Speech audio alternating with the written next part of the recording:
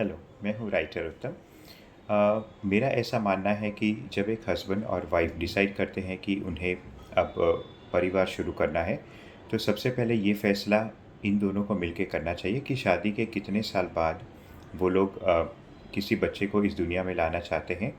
Secondly ये भी बहुत ज़रूरी है कि वो लोग बच्चों के लिए कौन से रूल्स बनाएँगे। ये भी डिसाइड करना बहुत ज़रूरी है और स्पेशली बहुत ज़रूरी ये है कि जो भी रूल्स बनाए वो हस्बैंड और वाइफ दोनों उस पे एग्री करें। और साथ ही साथ में मैं ऐसा मानता हूँ कि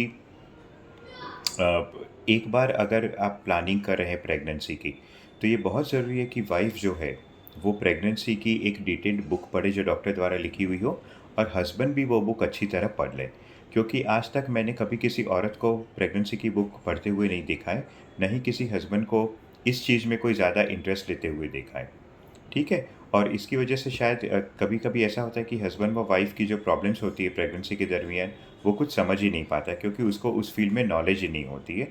कोई उसको उस चीज़ में इन्वॉल्व ही नहीं करता। ये कह के भई ये औरतों का मामला है। हाँ, बिल्कुल औरतों का मामला है, लेकिन एक बेसिक नॉलेज रखने से कोई नुकसान नहीं होता है, क्योंकि उस वक़्त आपकी जो पार्टनर है वो चाहती है कि पूरी समझदारी उसे मिले। इसलिए ज़रूरी है कि हस्बैंड को भी वो प्रेगनेंसी की नॉलेज होनी चाहिए, वाइफ़ को तो बल्कि कहीं ज़्यादा होनी चाहिए, क्योंकि वो अपने घर में वो बच्चे लिए माने धारण किए बैठी हुई है।